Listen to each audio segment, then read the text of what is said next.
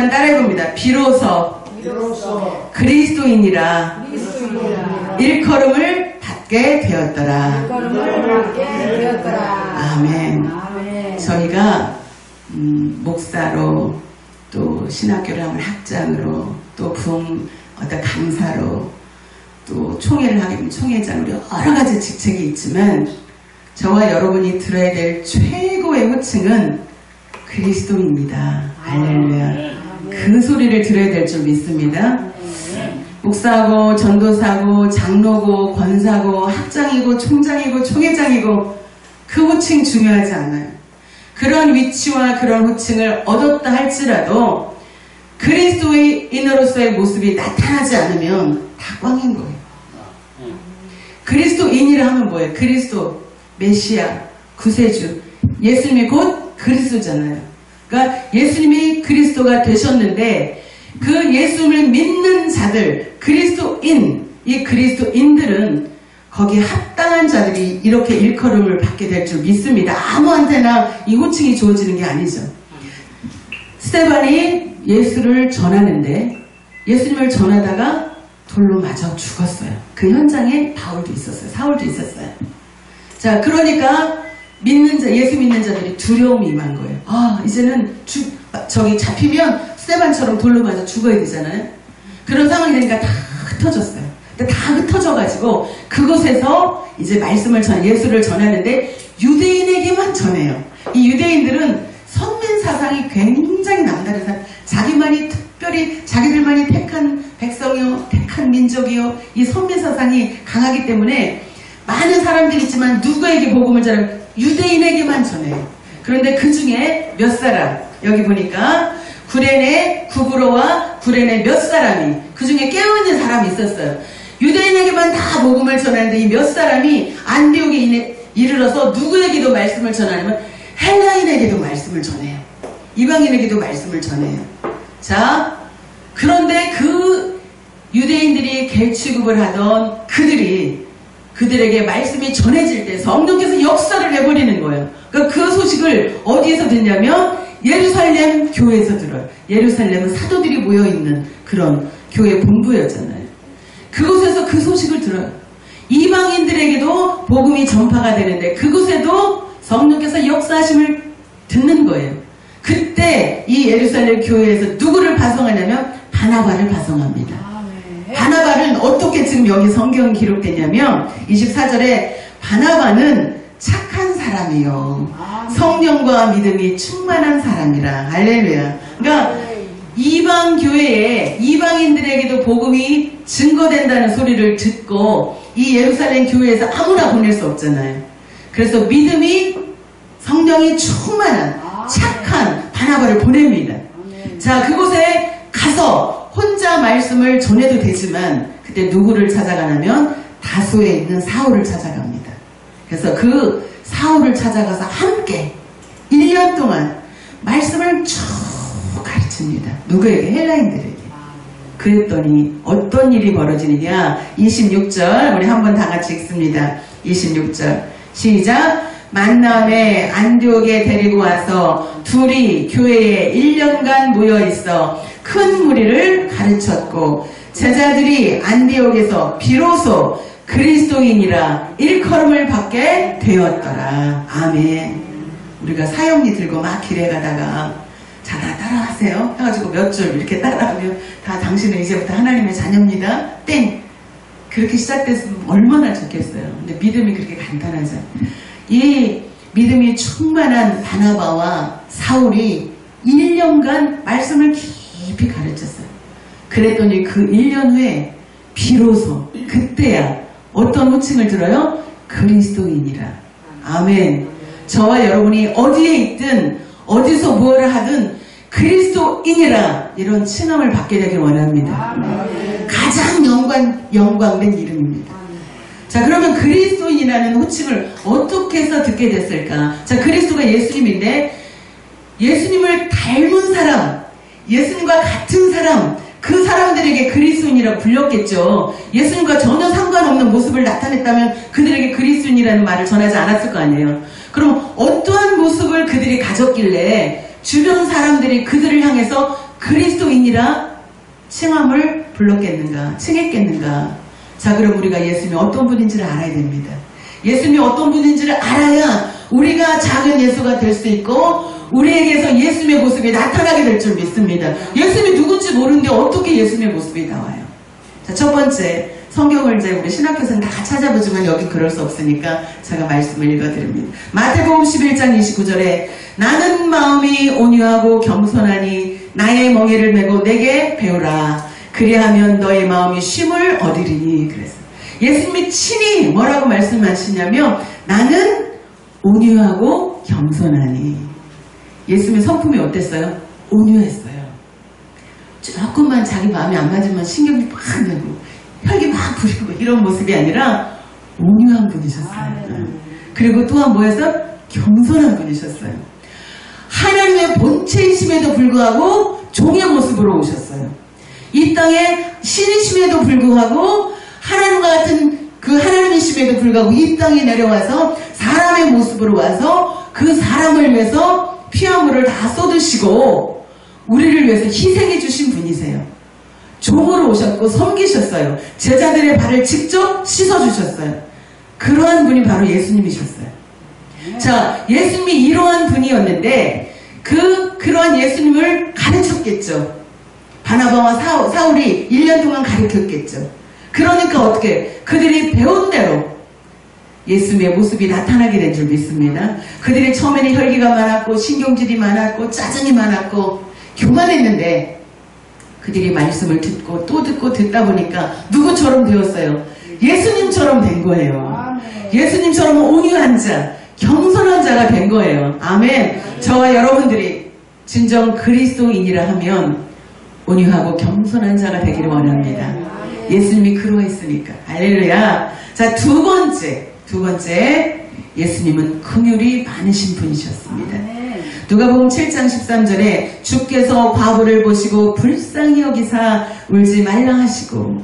자, 과부가 남편을 잃고 아들 하나 의지해서 살고 있는데 그 아들이 죽어버린 거예요. 그것을 예수님이 보셨어요. 그래서 그 과부의 그 심정을 헤아리신 거예요. 그래서 그 과부의 아들을 살려주십니다. 어떤 마음 때문에 살려주신 거예요? 과부를 불쌍히 여기신 거예요. 아멘. 예수님은 사람을 볼 때, 저와 여러분을 볼 때 불쌍히 여기세요. 그래서 우리를 위해서 죽으시고 우리를 위해서 모든 피와 물을 다 쏟아주신 줄 믿습니다. 예수님은 사람을 불쌍히 여기세요. 그래서 우리가 어떤 마음의 근심과 고통과 괴로움과 아무한테도 말할 수 없는 고민거리가 있잖아요. 남편한테도 말할 수 없고 친구한테도 말할 수 없는 그런 그 마음의 고통이 있단 말이에요. 고민이. 그럴 때 그 문제를 가지고 누구 앞에 가면, 예수님 앞에 가면 예수님은 그 문제를 들으시고 우리를 불쌍히 여기게 될 줄 믿습니다. 예수님은 긍휼이 많으신 분이시거든요. 자, 그러니까 이 헬라인들이 바나바와 사울을 통해서 그 예수님의 성품을 듣게 된 것. 예수님은 이러한 분이시다. 어떠한 분? 긍휼이 많으신 분이시다. 그러니까 그들이 어떻게 돼요? 점차 예수님처럼 어떤 자가 되었어요? 긍휼이 많은 자가 되었어요. 자, 여리고에 이렇게 어떤 사람이 지나가는데 거기서 그냥 강도를 만났어. 강도를. 근데 거기에 누가 지나가요? 제사장도 지나가요. 그렇죠? 유대인은 지나가요. 네, 이방인은 사마리아인도 지나가요. 그런데 정작 그 강도 만나서 상처 입은 자, 그를 돌봐주는 사람이 누구예요? 사마리아인이에요. 그 당시 사마리아는 개취급을 당한 이방인이었어요. 개취급을 당했어, 개취급을. 그런데 그가 그 강도 만난 자에 가서 상처를 싸매주고 또 주막에 데리고 가서 거기서 또 돌봐달라고 비용까지 더 지불을 했어요. 그러니까 긍휼을 베푼 자가 누구예요? 사마리아인이었어요. 사마리아인. 예수님은 그러한 자를 눈여겨보시는 줄 믿습니다. 사람을 볼 때 긍휼히 여기는 자. 그럼 긍휼히 여기는 저와 여러분이 되기 원합니다. 자, 또한 예수님은 어떤 분이셨느냐? 지극히 사랑이 많은 사랑 자체셨습니다. 사랑이 많으신 분. 자, 요한복음 19장 30절에 예수께서 신포도주를 받으신 후에 이르시되 다 이루었다 하시고 머리를 숙이시니 영혼이 떠나 가시니라. 자, 예수님은 왜 십자가에서 처참하게 돌아가셨어요? 예수님이 죄가 있으셨어요? 예수님은 무흠하신 분이셨어요. 죄가 없으신 분이셨어요. 그런데 왜 그 죄값을 치르셨어요? 저와 여러분을 위해서. 우리가 죄인이라 이 죄를 가지고는 하나님과 같이 영원한 천국에서 살 수 없기 때문에 우리를 영원한 천국으로 보내시기 위해서, 우리를 구원하시기 위해서, 우리에게 영원한 생명을 주시기 위해서 우리 때문에 그 값을 다 치르신 줄 믿습니다. 왜 그러셨어요? 사랑했기 때문에. 아멘. 사랑했기 때문에 그 목숨을 버리실 수 있었어요. 그러면서 예수님이 말씀하십니다. 내가 너에게 새 계명을 주노니 내가 너희를 뭐한 것처럼 사랑한 것처럼. 아멘. 내가 너희를 사랑한 것처럼 서로 사랑해라. 그렇게 말씀하세요. 예수님은 사랑 자체십니다. 이 성경이 3927 구약의 39권과 신약의 27권이 있지만 한마디로 한 단어로 딱 요약하라. 그럼 뭐예요? 사랑이에요. 할렐루야. 역시 원장님이십니다. 사랑이에요. 사랑으로 우주 만물을 창조하셨고, 사랑으로 저와 여러분을 만드셨고, 사랑으로 예수님이 이 땅에 오셨고, 사랑으로 우리를 위해 죽으셨고, 할렐루야. 그리고 우리에게 마지막으로 부탁하신 것이 사랑이에요. 사랑해라. 사랑은 허다한 죄를 덮는다. 사랑은 율법의 완성이다. 이렇게 말씀하세요. 그래서 우리가 다른 것은 다 버려도 뭔 붙들고 가야 돼요? 사랑은 붙들고 가야 될 줄 믿습니다. 아멘, 아멘. 한 여인이 가늠하다가 현장에서 잡혔네. 현장에서. 그러니 얼마나 그 모습이 현장에서 붙들려 왔으니. 그런데 이해가 안 가는 게, 가늠은 혼자 짓는 게 아닌데 남자는 어디로 가고 여자만 붙들려 왔어. 어쨌든 여자가 붙들려 왔는데 그 몰골이 얼마나 처참했겠어요. 그때 죄 없는 자는 먼저 돌로 치라. 근데 다 도망가죠. 예수님 말씀하세요. 그 여인은 나도 너를 정죄하지 않는다. 가서 다시 죄를 짓지 마라. 이 어떤 모습이에요? 긍휼이 많으신 예수님, 사랑이 많으신 예수님의 모습을 보여주시는 거예요. 할렐루야. 예수님은 살리는 일을 하셨어요. 자꾸 사람들을 험담하고 헐뜯고 이간질하고 사람들을 몰락시키는 그런 일을 하신 게 아니라 사람들을 살리는 일을 하셨어요. 저와 여러분은 이 혀로, 하나님께서 주신 이 입술로 생명을 살리는 자가 되기를 원합니다. 부족한 것을 덮어주고 모자란 것을 감싸주고, 할렐루야. 그래야 사람이 살죠. 자꾸 부족하고 모자란 것을 들춰내가지고 그걸 까발려봐야 뭐예요? 거기는 상처밖에는 없어요. 근데 부족한 거, 모자란 것을 감싸주고 덮어주면 살아나. 예수님이 그 일을 하셨어요. 생명 살리는 일을 하셨어요. 자, 그런 예수님을 이 바나바와 사울이 1년간 가르친 거예요. 예수님에 대해서 가르친 거예요. 그랬더니 그들이 뭐예요? 들었어요. 말씀을 들으니까 어떻게 돼? 믿음이 생겨요. 믿음이 생기니까 어떻게 돼? 변화가 일어나요. 할렐루야. 그래서 그들의 모습이 변하기 시작한 거예요. 변하기 시작한 거예요. 자, 믿음이 생기고 말씀이 들어오고 성령이 임하면 제일 먼저 변화가 일어나는데, 어떤 변화가 일어나냐면 말이 변해요. 할렐루야. 상스러운 욕을 하고 거친 말을 하고 만나면 험담하고 만나면 신경질을 내고 만나면 짜증내던 그 입술에서 뭐가 나와요? 감사합니다. 고맙습니다. 사랑합니다. 축복합니다. 이런 말이 나오는 거예요. 뭐가 변해요? 언어가 바뀌어요. 언어가. 그래서 저분이 정말 믿음이 있는가, 기도를 많이 하는 분인가, 성령 충만한 분인가를 우리가 보려면 그 입에서 나오는 말을 들어보면 알아요. 벌써 믿음이 생기고 말씀이 요 안에 심어진 사람은 말이 달라요. 말이. 어떤 사람은 늘 부정적인 말을 하는데 이 믿음이 있는 사람은 항상 긍정적인 말을 해요. 축복의 말을 해요. 힘들면 위로의 말을 해요. 힘들지 우리가 어떻고 어려운 사람들 보면 사실 우리가 도와줄 수 있는 게 얼마나 있겠어요. 그런데 그냥 그 힘든 사람 앞에 가서 그냥 한마디 해주면 돼. 힘들죠. 그 한마디에 녹아내리는 거예요. 아멘. 응? 어렵죠. 힘들죠. 힘내세요. 하나님 주신 이 귀하고 복된 입술로 사람들을 위로하고 살리고 생명을 주는 그런 언어를 쓰는 저와 여러분 되기 원합니다. 자, 예수님이 이런 분이셨어요. 온유하고 겸손한 분이셨고 긍휼이 많으신 분이셨고 사랑이 많으신 분이었고 할렐루야. 그러한 예수님에 대해서 이 바나바와 사울이 가르친 거예요. 예수님이 이러한 분이셨다. 예수님이 왜 이 땅에 오셨으며 이 땅에 오셔서 어떤 사역을 하셨으며 어떻게 돌아가셨으며 다시 죽으셨다가 어떻게 살아나셨으며 우리에게 어떤 부탁을 하셨는지 어떤 명령을 하셨는지 어떤 사명을 우리에게 주셨는지를 이 바나바와 사울이 쭉 가르쳤어요. 그랬더니 그들이 변화되기 시작한 거예요. 신앙생활을 30년, 40년, 50년 했는데 변화가 없는 사람들이 생각보다 많아요. 그거를 우리의 그 변한 모습을 제일 먼저 누가 알아야 돼? 가족들이 알아야 돼. 가족들은 일거수일투족을 다 보잖아요. 우리가 예배 드릴 때는 다 거룩하잖아요. 그 강단에 서가지고 말 한 번 한 사람 누가 있어요? 다 거룩하죠. 예쁘게 차려입고 와가지고 멋지게 차려입고 찬양도 큰사하게 하고 아주 그냥 말씀을 또 큰사하게 전하잖아요. 그런데 강단에 내려가서 삶에서는 또 모습이 확 달라지는 사람들이 많잖아요. 가족들은 그 적나라한 모습을 다 알아요. 앞에 사람들 표면에 나타나는 그 앞모습만 아는 것이 아니라 뒷모습도 알아요. 그래서 우리가 가족들에게 인정받으면 그 사람이 참 진짜 예수 그리스도인인 줄 믿습니다. 가족들이 제일 가까운 사람이 인정해요. 왜냐면 모든 걸 다 알거든. 모든 걸. 이 헬라인들은 바나바와 사울을 통해서 예수님에 대해서 들었어요.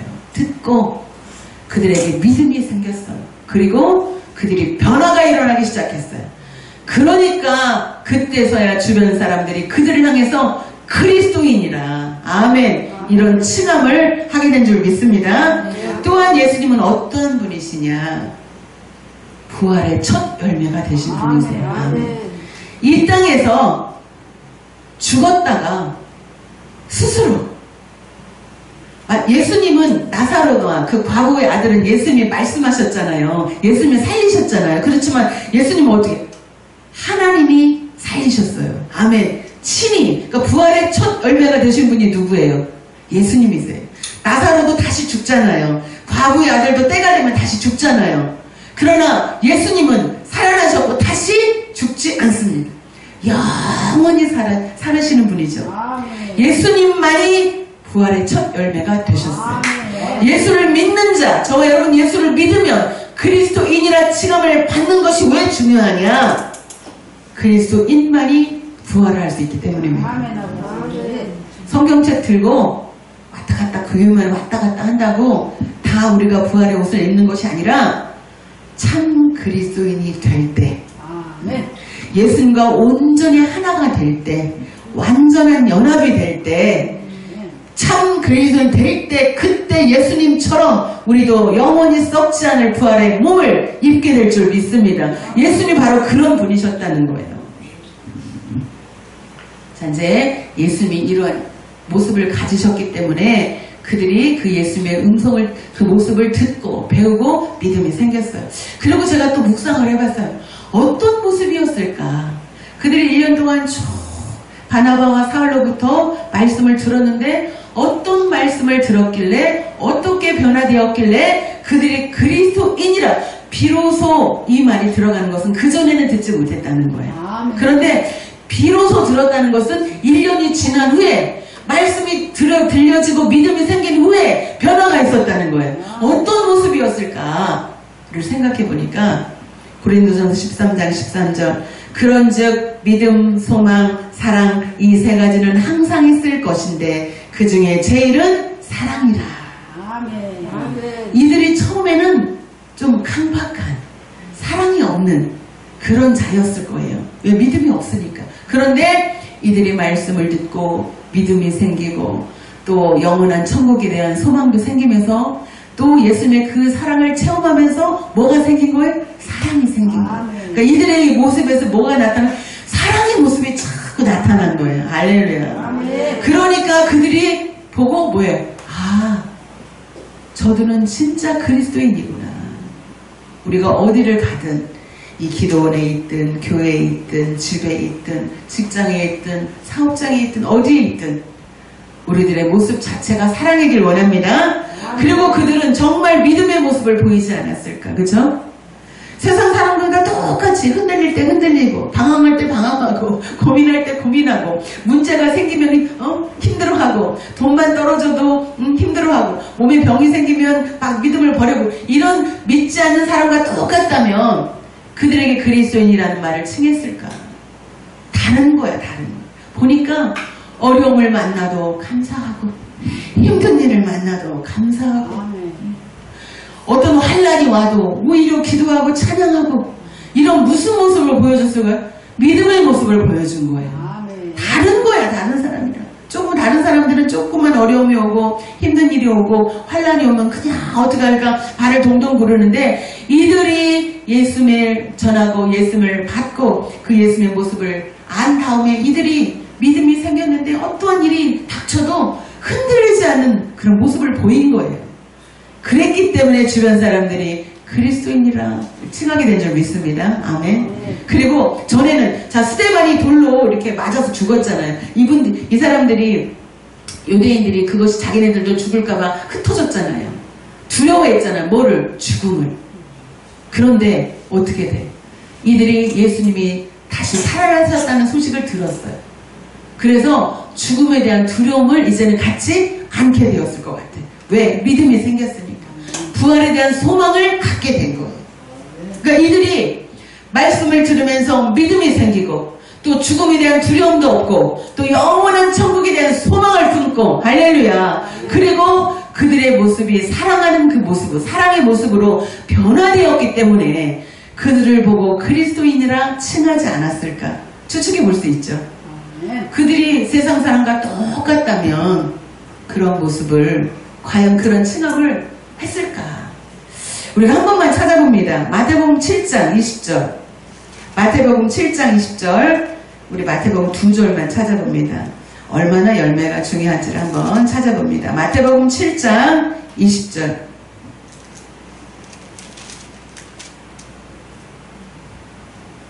마태복음 7장 20절 한번 찾아봅니다. 시작. 이러므로 그들의 열매로 그들을 알리라. 아멘. 자, 마태복음 똑같은 21장 한 절만 넘기면 돼. 21장 43절. 마태복음 21장 43절을 한번 찾아봅니다. 시작. 그러므로 내가 너희에게 이르노니 하나님의 나라를 너희는 빼앗기고 그 나라에 열매 맺는 백성이 받으리라. 아멘. 천국은 아무나 들어가는 것이 아니라는 거예요. 나더러 주여 주여 하는 자마다 다 천국에 들어갈 것이 아니요 아버지 하나님의 뜻대로 행하는 자야 들어가리라. 아멘. 뭐예요? 열매를 맺어야 되는 거. 자, 우리가 은사를 받죠. 그래서 능력을 행해요. 병든 자가 있으면 손을 얹어 기도해서 낫게 하고 예언도 하고 귀신도 쫓아내고 하는데, 자, 은사는 성령의 은사와 능력은 나타나는데 그들의 인격이 변화가 안 돼가지고 틈만 나면 입에서 이상한 소리가 나오고 삶이 말씀과 다른 삶을, 이상한 삶을 산다면 그에게서 능력이 나타난다 한들 그가 어떻게 영원한 천국에 들어갈 수 있다고 보장을 못, 그게 맞아. 나더러 주여 주여 한다고 다 너희들이 천국에 들어가는 것이 아니다. 그러니까 그들이 뭐예요? 우리가 주의 이름으로 선지자 노릇하고 우리가 주의 이름으로 많은 능력을 행하지 아니하였나이까. 그러니까 예수님 말 나는 도무지 너희들을 알지 못한다. 이게 무슨 말? 그러니까 능력은 나왔지만 인격의 변화가 없었다는 거예요. 우리에게서 능력이 나오는 거 중요하지만 진짜 중요한 건 우리들의 성품의 변화인 줄 믿습니다. 뭐가 나와야 돼? 삶이 변화가 있어야 되는 거예요. 삶이 달라져야 되는 거예요. 열매가 있어야 되는 거예요. 여기 보니까 그들의 열매로 그들을 알리라 이렇게 나오잖아요. 그들이 나타나는 능력으로 그들을 알리라 이렇게 나오지 않았어요. 그들이 행하는 능력으로, 그들에게서 어떤 나타나는 은사로 그들이 천국 백성이다 아니다 구별지어지는 것이 아니다. 그들의 열매로 그들을 알리라 이렇게 말씀하세요. 그래서 열매를 맺는 자들이 천국에 들어가게 된다. 그 열매가 뭐예요? 성령의 열매죠. 제가 가는 곳마다 이야기합니다. 자, 고구마를 봄에 심었어요. 가을에 뭐가 나와요? 나오죠. 제가 올해도 농사지 옥상에다가 농사지하고 동네 상가 사람들 다 나눠 먹었거든요. 심으니까 반드시 나더라고요. 씨만 뿌리면 반드시 나요. 감자를 심었더니 감자가 나요.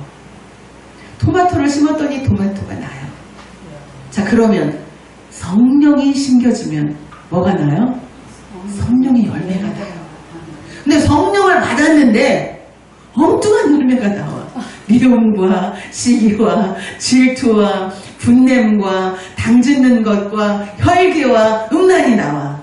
지금 뭐 열매가 잘못 맺어졌잖아요. 그럼 뭐가 됐다는 거예요? 심겨진 게 지금 잘못 심겨졌다는 거예요. 성령이 심겨지면 반드시 성령의 열매가 나오게 되어 있습니다. 그래서 열매로 그들을 알리라 이렇게 말씀하세요. 아름다운 열매를 맺는 성령의 열매를 맺는 저 여러분이 되기 원합니다.